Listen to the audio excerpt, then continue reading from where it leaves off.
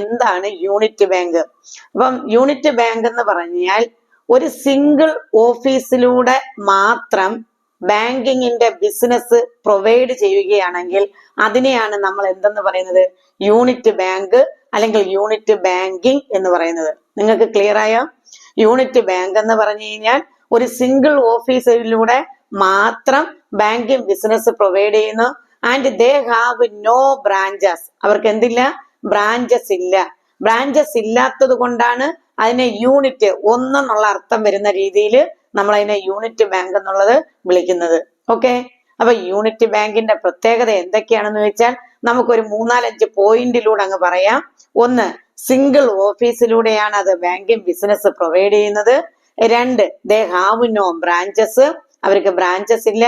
They are provide banking business to the limited area. അവര് banking business കൊടുക്കുന്നത് limited area അല്ലെങ്കിൽ to the limited community. ആ ഒരു limited ഏരിയയിലുള്ള ആളുകൾക്ക് മാത്രമാണ് അവരെന്ത് ചെയ്യുന്നത്? ബാങ്കിങ്ങിന്റെ ബിസിനസ് പ്രൊവൈഡ് ചെയ്യുന്നത്.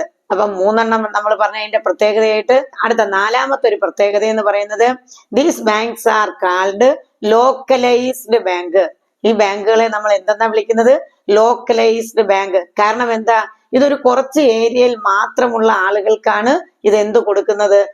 ബാങ്കിങ്ങിന്റെ സർവീസ് പ്രൊവൈഡ് ചെയ്യുന്നത്. അതുകൊണ്ട് these banks are called localised bank. അപ്പൊ നമ്മൾ 4 പ്രത്യേകത പറഞ്ഞു. അടുത്ത 5-മത്തെ പ്രത്യേകത എന്താണെന്ന് ചോദിച്ചാൽ these banks not provide big loans. ഈ ബാങ്കുകൾ എന്ത് കൊടുക്കത്തില്ല? ബിഗ് ലോൺസ് കൊടുക്കത്തില്ല. ലോങ് ടൈം ലോൺ കൊടുക്കത്തില്ല എന്നല്ല പറയുന്നത്, ബിഗ് ലോൺസ് കൊടുക്കത്തില്ല. Because they have only limited capital. അവർക്ക് എന്ത് മാത്രമേ ഉള്ളൂ? അവർക്ക് കുറച്ച് മൂലധനം മാത്രമേ ഉള്ളൂ. അതുകൊണ്ട് അവർ വലിയ വലിയ ലോണുകൾ എന്ത് ചെയ്യുന്നില്ല? കൊടുക്കുന്നില്ല. അടുത്ത 5-മത്തെ ഫീച്ചേഴ്സ് ആയിട്ട് നമുക്ക് പറയാൻ പറ്റുന്നത് these banks provide faster services to its customers. ഇവരെന്ത് കൊടുക്കുന്നുണ്ട്? ഫാസ്റ്റർ സർവീസ് ആണ്. അതായത് വളരെ വേഗത്തില് അവരുടെ കസ്റ്റമേഴ്സിന് സേവനങ്ങൾ ഉറപ്പുവരുത്തുന്നുണ്ട്. കാരണം അവർ ചെയ്യുന്നത് വളരെ കുറച്ച് പ്രവർത്തനങ്ങളാണ്, കുറച്ച് എമൗണ്ടിലുള്ള കാര്യങ്ങൾ മാത്രമാണ്. അത് അവർ വളരെ ഫാസ്റ്റ് ആയിട്ട് അവരുടെ കസ്റ്റമേഴ്സിന് പ്രൊവൈഡ് ചെയ്യുന്നുണ്ട്. ഓക്കെ, ഇപ്പൊ നമ്മൾ 5 കാര്യങ്ങൾ പറഞ്ഞിട്ടുണ്ട്. അടുത്ത 6-മത്തെ കാര്യം എന്താണെന്ന് ചോദിച്ചു കഴിഞ്ഞാൽ this banks maintain an account with correspondent bank. അതൊരു പ്രധാന പോയിന്റ് ആണ്. Unit banks are maintain accounts with correspondent bank. The correspondent bank is A bigger bank. ആ കറസ്പോണ്ടന്റ് ബാങ്ക് എന്ന് പറയുന്നത് ഒരു ബിഗ്ഗർ ബാങ്ക് ആയിരിക്കും. ആ ബാങ്കിൽ ഈ യൂണിറ്റ് ബാങ്ക് എന്ത് ചെയ്യുന്നുണ്ട്? അക്കൗണ്ട് മെയിൻറ്റെയിൻ ചെയ്യുന്നുണ്ട്. എന്തിനു വേണ്ടിയാണെന്ന് ചോദിച്ചു കഴിഞ്ഞാൽ എന്തിനു വേണ്ടിയാ? whenever a customer approach the unity bank for big amount of loan, they send them to the correspondent bank. അവരെ ഏതിലേക്ക് അയക്കും? അല്ലെങ്കിൽ they provide the facility through the correspondent bank. അവർ ആ ഫെസിലിറ്റി പ്രൊവൈഡ് ചെയ്ത് കൊടുക്കുന്നത് ഏത് വഴിയായിരിക്കും? ആ കറസ്പോണ്ടന്റ് ബാങ്ക് വഴിയായിരിക്കും. നിങ്ങൾക്ക് മനസ്സിലായോ പറഞ്ഞത്? അടുത്ത നമ്മളിപ്പോ 6 പ്രത്യേകതകളാണ് പറഞ്ഞത്. അടുത്ത മറ്റൊരു പ്രത്യേകത എന്ന് പറയുന്നത് ഇത് ഏത് രാജ്യത്താണ് അല്ലെങ്കിൽ native place of unit bank എന്ന് പറയുന്നത് USA ആണ്. USA ആണ് ഏതിന്റെ നേറ്റീവ് പ്ലേസ് എന്ന് പറയുന്നത്? യൂണിറ്റ് ബാങ്കിന്റെ നേറ്റീവ് പ്ലേസ് എന്ന് പറയുന്നത്. ഇത്രയും ക്ലിയർ ആയോ? നമുക്ക് ആ പ്രത്യേകതകൾ ഒന്നുകൂടെ ഒന്ന് പറയാം. ഇത് നിങ്ങൾക്കൊന്ന് മനസ്സിലിരിക്കാൻ വേണ്ടിയാണ് ഞാൻ റിപ്പീറ്റ് ചെയ്യുന്നത്. ഒന്നുകൂടെ പറഞ്ഞു കഴിഞ്ഞാൽ യൂണിറ്റ് ബാങ്കുകൾ എന്ന് പറയുന്നത് ഒരു സിംഗിൾ ഓഫീസിലൂടെ മാത്രമായിരിക്കും അതിന്റെ പ്രവർത്തനങ്ങൾ പ്രൊവൈഡ് ചെയ്യുന്നത്. They have no branches. അവർക്ക് ബ്രാഞ്ചസ് ഇല്ല.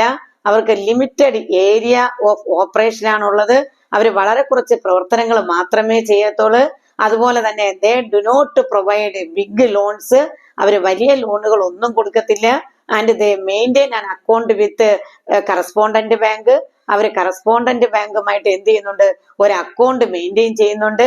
ആ കറസ്പോണ്ടന്റ് ബാങ്ക് എന്ന് പറയുന്നത് ഒരു ബിഗ്ഗർ ബാങ്ക് ആയിരിക്കും. ഈ യൂണിറ്റ് ബാങ്ക് അവരുടെ കസ്റ്റമേഴ്സിന് എന്ത് കൊടുക്കുന്നുണ്ട്? ഫാസ്റ്റർ സർവീസ് ആണ് പ്രൊവൈഡ് ചെയ്യുന്നത്. അതുപോലെ മറ്റൊരു പ്രത്യേകത എന്ന് പറയുന്നത് ഈ ബാങ്കുകളെ ലോക്കലൈസ്ഡ് ബാങ്ക് എന്നാണ് വിളിക്കുന്നത്. അതിന്റെ കാരണം അവർ ആ ലിമിറ്റഡ് കമ്മ്യൂണിറ്റിയിൽ മാത്രമേ പ്രവർത്തനങ്ങൾ കൊടുക്കുന്നുള്ളൂ. അതുകൊണ്ട് ഈ ബാങ്കുകളെ നമ്മൾ എന്തെന്ന് വിളിക്കുന്നുണ്ട്? ലോക്കലൈസ്ഡ് ബാങ്ക് എന്ന് വിളിക്കുന്നുണ്ട്. ഇനി ഇവരെ ഏതെങ്കിലും ഒരു കസ്റ്റമർ ഒരു ബിഗ്ഗർ എമൗണ്ട് ഓഫ് ലോണിന് വേണ്ടി അപ്രോച്ച് ചെയ്താൽ അവർ ആ ലോൺ പ്രൊവൈഡ് ചെയ്ത് കൊടുക്കുന്നത് ത്രൂ ദ ഏത് ബാങ്ക് വഴിയായിരിക്കും? Through the correspondent bank.